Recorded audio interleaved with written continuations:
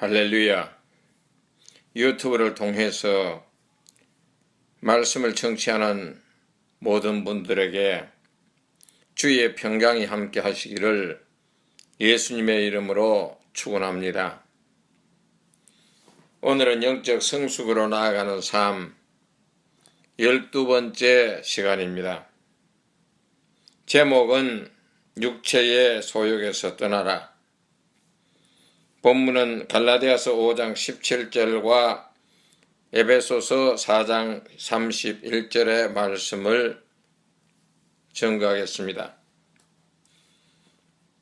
다 같이 갈라디아서 5장 17절 말씀을 합독합니다. 육체의 소욕은 성령을 거스리고 성령의 소욕은 육체를 거스리나니 이 둘이 서로 대적함으로 너희의 원하는 것을 하지 못하게 하려 함이니라. 에베소서 4장 13절 말씀 다 같이 합독합니다. 너희는 모든 악독과 노함과 분냄과 떠드는 것과 회방하는 것을 모든 악의와 함께 버리고. 아멘. 외국인들이 한국 사람들을 만나면 첫 번째 대화가 안녕하세요 보다는 빨리빨리 아니면 나 김치 좋아해 이런 말들을 합니다. 아마 한국인의 성격과 식품 문화를 잘 알고 있는 것 같아 그렇게 말하는 것 같습니다. 외국인들로부터 이런 말을 들으면 저는 싫지가 않습니다. 그런데 이 말들을 분석해 보면 빨리빨리는 한국 사람들의 급한 성격으로 나타나는 행동에 대한 표현이고 김치 좋아해는 발효된 음식이 인체에 유익을 준다는 것을 그들도 알고 있는 것 같아 매우 기쁩니다. 오늘은 육체의 소욕 중에 분노, 분냄에 대해서 우리 문화와 연관하여 생각해 보고자 합니다. 분노는 두 가지 측면에서 생각할 수 있습니다. 하나는 의분입니다. 의분은 예수님께서 외식하는 서기관들과 바리새인들에게 너희들은 회칠한 무덤 같다고 분노하셨습니다. 그렇게 말씀하신 이유는 그들의 외식된 삶이 장과 대접의 곁은 깨끗이 하되 그 안에는 탐욕과 방탕으로 가득 차 있었기 때문입니다.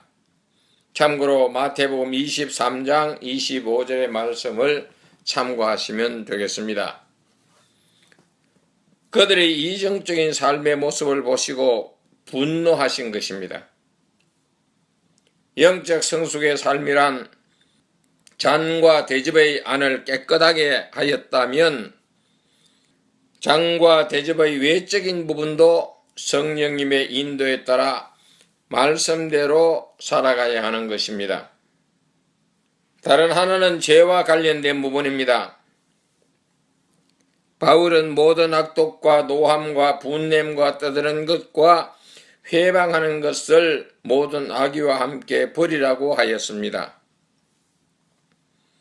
버려야 하는 이유는 버리지 않으면 하나님으로부터 책망 혹은 징계가 따르기 때문입니다. 신앙생활을 오래도록 한 사람들도 가끔 교회 안에서나 밖에서 분노하는 것을 봅니다. 의분이면 성령님으로부터 인도를 받은 것이기에 진리 안에서 책망이나 권면으로 나타납니다. 그렇지 않을 경우에는 자신의 육신과 관련이 있기에 분노하는 것입니다.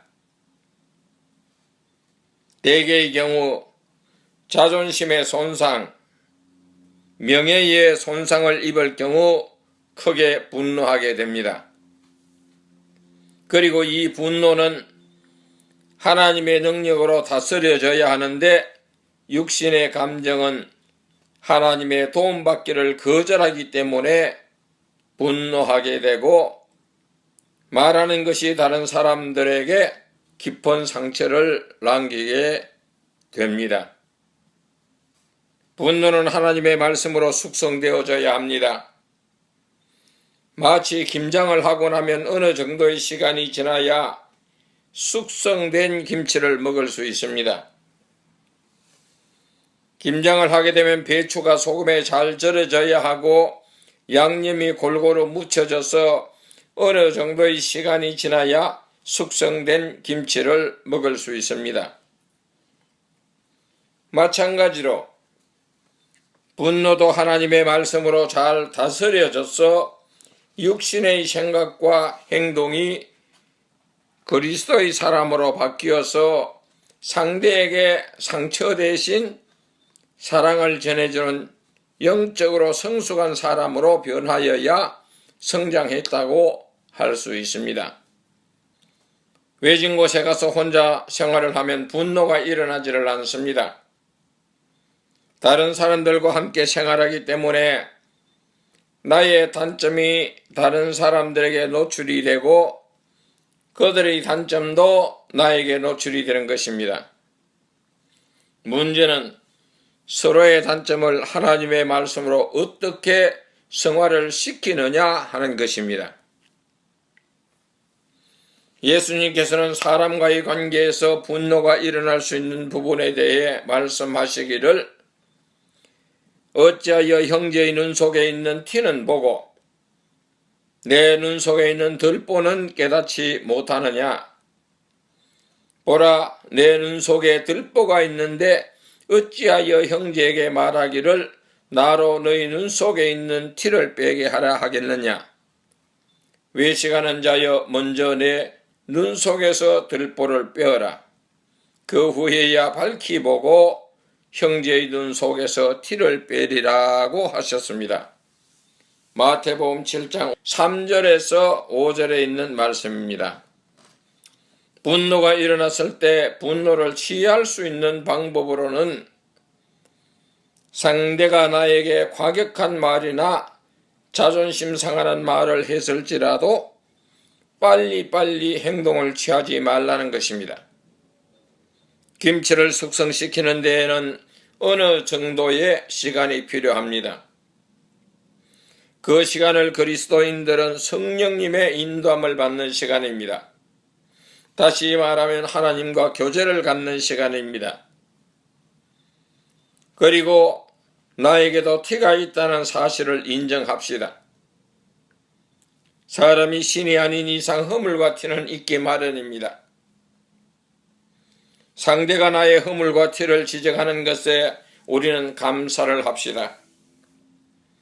그 사람이 아니고는 내가 고칠 수가 없기에 하나님께서 나의 티를 그 사람에게 노출되게 하신 것입니다. 나의 자존심을 건드리는 자가 있다면 그 사람이 하나님께서 보내신 파수꾼의 말씀으로 생각을 하시면 오히려 감사가 넘칠 것입니다. 그리고 상대가 나의 부족함에 대해 티를 발견하고 과격한 말을 하였다고 할지라도 분노하지 맙시다. 상대가 나를 사랑하지 않으면 구태여 싫은 소리를 하지 않을 것입니다. 상대가 나를 사랑하기 때문에 싫은 소리를 들으면서까지 나의 단점에 대해서 지적하는 것입니다.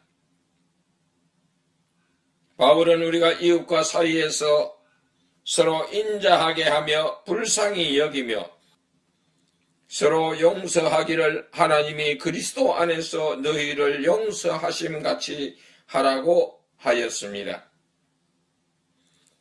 상대를 불쌍히 여기고 상대를 용서하고 상대를 사랑할 수 있다면 분노는 다스려집니다.